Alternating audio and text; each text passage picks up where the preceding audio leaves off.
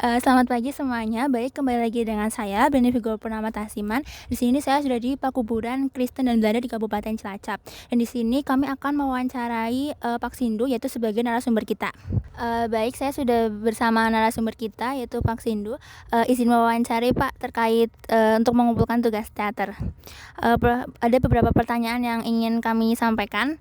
Untuk yang pertama, bagaimana sejarah singkat tentang Pakuburan Kristen dan Belanda yang saat ini? Ya, pekuburan Kristen ini berasal dari masa kolonial Belanda ya, atau nama lainnya itu Kerkhof. Jadi makam-makam orang Eropa. Eh, Adanya makam Kerkhof ini itu menandai bahwa pernah ada komunitas Eropa yang pernah ada di kota Cilacap ini.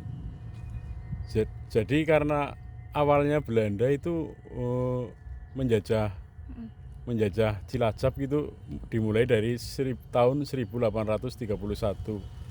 Nah, dari situ eh, apa komunitas mulai berkembang terus karena di Cilacap dulu ada wabah yang cukup besar ya, namanya wabah malaria.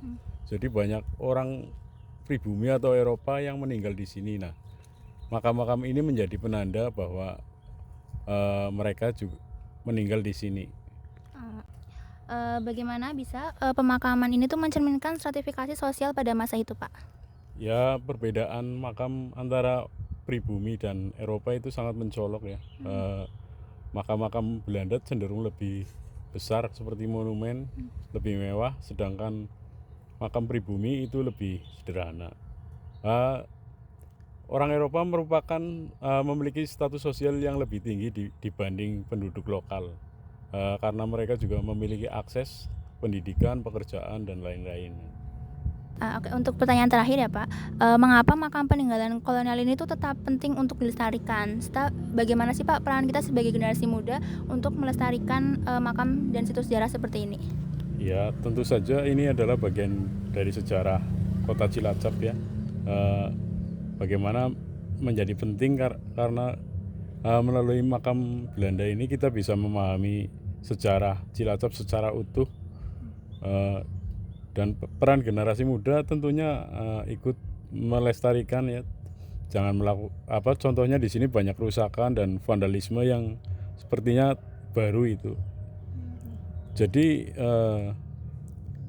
apa mari kita tetap lestarikan peninggalan itu walaupun itu penjajah, atau karena itu adalah bukti sejarah. Jadi yang perlu kita hancurkan itu sifat penjajahan, bukan peninggalan penjajahnya. Baik, terima kasih Pak atas wawancaranya. Baik, telah usai sudah wawancara kita. Semoga wawancara kita tadi dapat menambah pengetahuan dan wawasan kita mengenai sejarah Cilacap.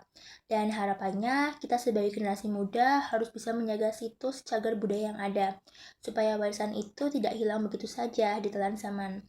Seperti vandalisme dan pengerusakan ataupun hal lainnya harus kita hindari.